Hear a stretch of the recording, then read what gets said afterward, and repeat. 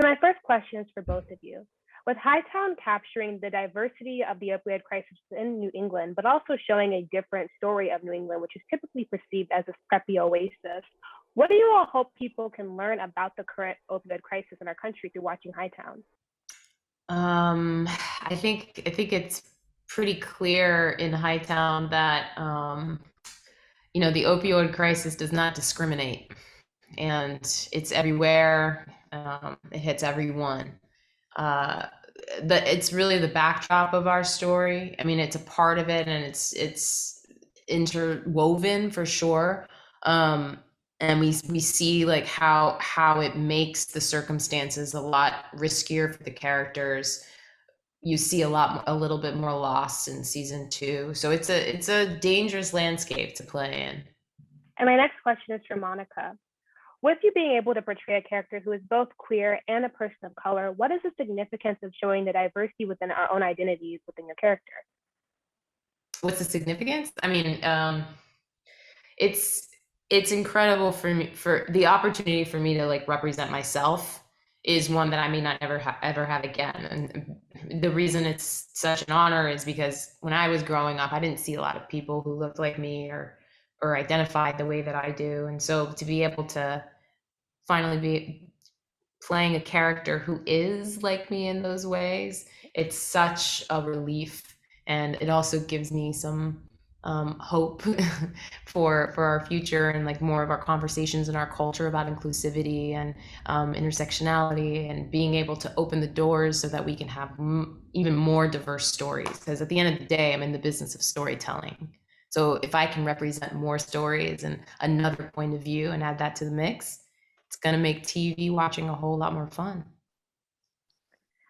And my next question is actually for James. You've been quoted saying that when you initially read for your role that you didn't actually like the character. How are you able to embrace your role? I that comes up a lot, actually.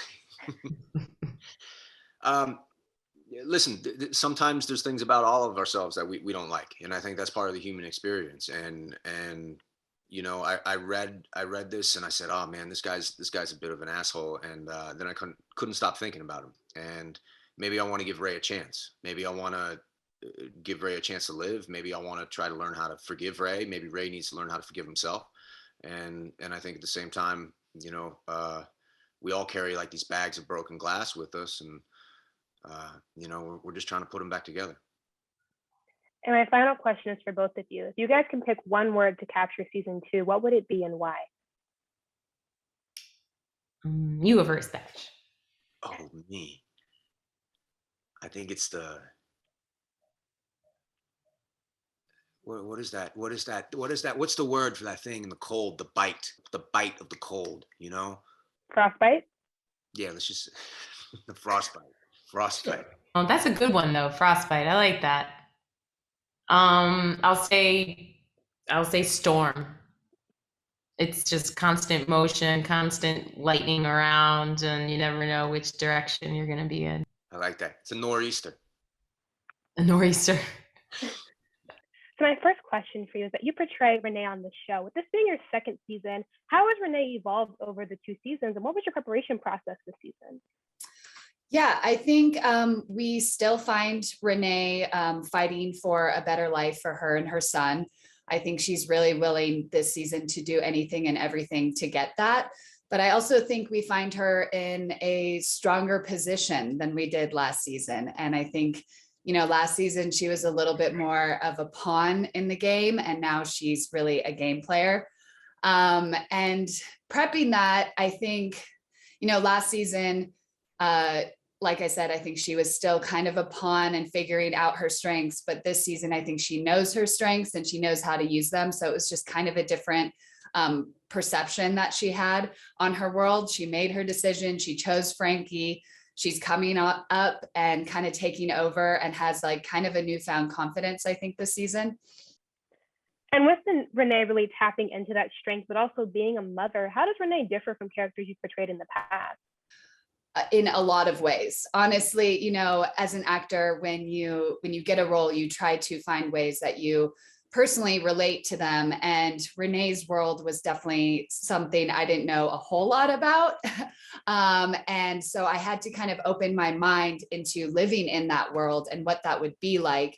And it was very different. I came from playing a lot of fantasy world characters, but I think as an actor, I was really craving a character like this, a real, raw, gritty, challenging character to play. And it's really been a dream role. And with you tapping into the world of Renee, what were you able to learn about exotic dancing and the challenges of exotic dancing through your portrayal?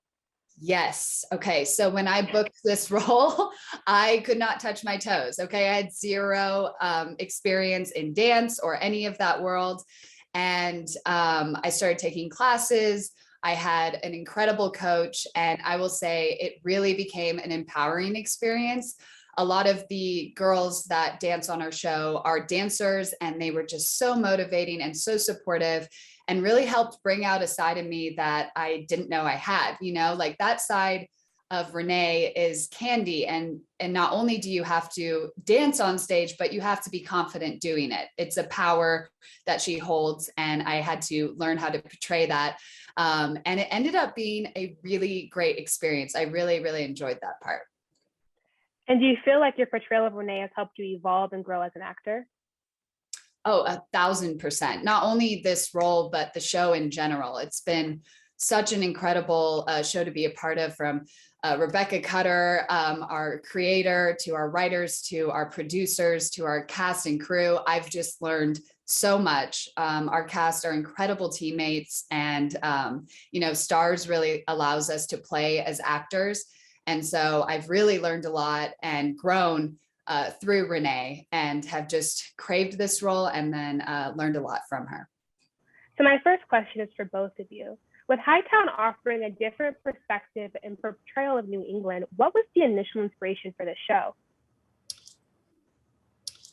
So I'm from New England. I married a man from Cape Cod. His father is a fisheries service agent, like the role that Jackie plays in the show. So that whole background was really just in my DNA. And I grew up going to Provincetown, and Gary's been going to Provincetown for a long time as well. So, you know, that was just sort of, I've always wanted to do something there. And I also knew that the opioid crisis had hit really hard there really early. So all that was sort of the background, I think, to the show, and just a really special place that I wanted to introduce America to. And my next question is for Rebecca. With you growing up in New England and incorporating aspects of your own reality into the show, what was it like, or the greatest challenge with highlighting the opioid crisis in that region? You know, to do it in a way that feels real, but also entertaining, and, you know, not exploiting the subject matter. But obviously I'm not trying to make a documentary either. So it's, you know, we're trying to tell a fascinating story that people can relate to, whether they're addicts or not, or whether they have any experience with that or not. But also, you know, that it feels real. And my next question is for both of you. With the show really showing the diversity of people that are impacted by drug addiction and the drug trade, was that a conscious decision to bring in the diversity of people, socioeconomic status, et cetera, into the casting process? Yeah, absolutely. I mean, you know, Jackie Quiñones was always written as a Latinx lesbian. That was always my idea. You know, I think predominantly, I think the conversation around the opioid crisis has been that this is like for white people, and therefore it's different than the crack epidemic. And we try and talk about that a little more in season 2, the disparity in the attention that it gets. But yes, I'm so proud of our cast. It's, you know, every color, every creed. We try and make it a really big world. Yeah, I would just tag on to that and say, yeah, we obviously went in knowing, you know, firsthand experience, a number of us, that the opioid epidemic and drug addiction is an equal opportunity killer.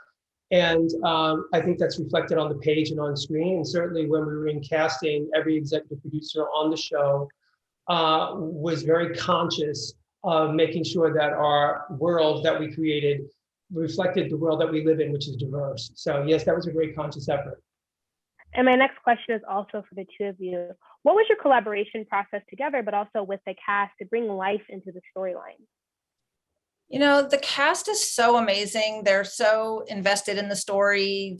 Everyone I think really wanted the role and felt challenged by their roles and really wanted to bring a lot to it. So, I think they try to be respectful of the stories that we've told, but also bring their own flavor to it. And in terms of our collaboration, the writer's room is so important. Like it's everybody brings something to it. And so I think, we just had it was really a pretty easy time. Like, the stories just flowed. Anyway, I think because we all love these characters so much, it just comes very naturally to find things for them to do. Yeah, and I would say as a collaborator, I feel like the writer's room is the place where the series really comes to life. And I'd say if you like the show, you would love the writer's room, because every writer in the room you see in each of these characters, there are pieces of each of our personal lives that resonate and are shot in a film for eternity. And so all the characters are definitely an amalgamation of all of us in the room. We had 2 out lesbian writers in the room who heavily weighed in to make sure that Jackie was portrayed accurately and honestly. And we had fun. And I think it's our job as a writer's room to basically give Rebecca ideas. And she is, at the end of the day, the person who makes the decision if I like this idea or I don't. Yeah, it was an incredible group of people who brought their life experience to make this piece of work. So my first question is actually for Atkins. You portray Osito on this show. With the character initially being written to be Dominican American while you being a Haitian American actor, how are you able to merge together these 2 cultures within your role? Initially when I did the audition, the character was Dominican. And after having a conversation with Rebecca Cutter, the creator of the show, I was like, I'm Haitian. And, culturally, Haitians and Dominicans, we literally live on the same island. We're very similar culturally.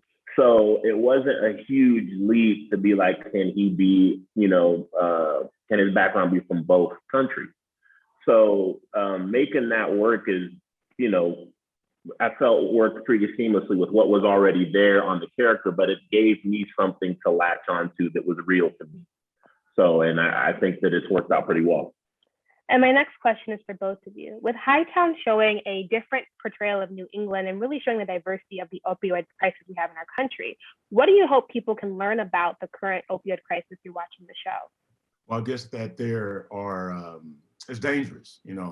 Obviously there's a thing within our culture that makes it look very enticing and fun, but there's just a situation where all it takes is one time, for you to get the wrong thing, or it doesn't work well for you because you're taking basically prescription that someone else is supposed to be taking. So just like experimenting with anything, you're taking your life in your hands to have fun or whatever it is you're after. So I think we highlight the underbelly of all of that versus the glamour.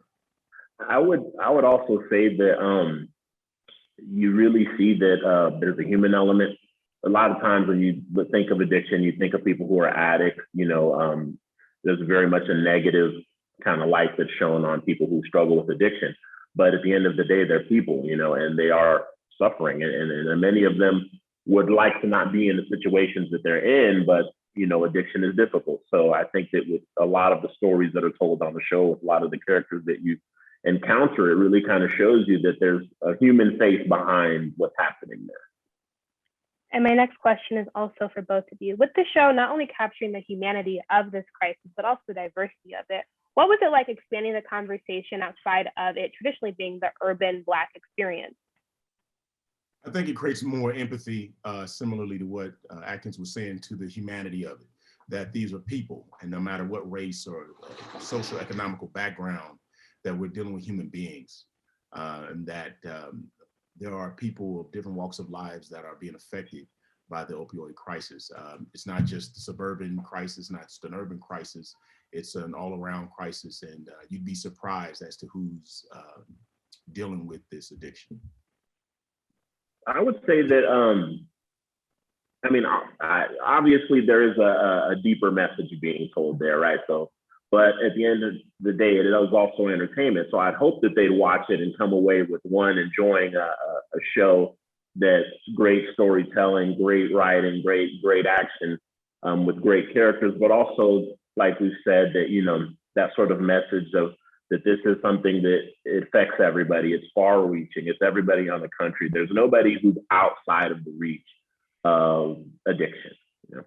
And I'd have to co-sign with Atkins concerning like just the sort of the action of it all. I mean, obviously there's an entertainment element of it, not just sort of a message that's being driven. And this season, a lot of things are compressed within the episodes that we do. And so it takes on a lot outside of the opioid addiction as well as, you know, life and managing how to move forward.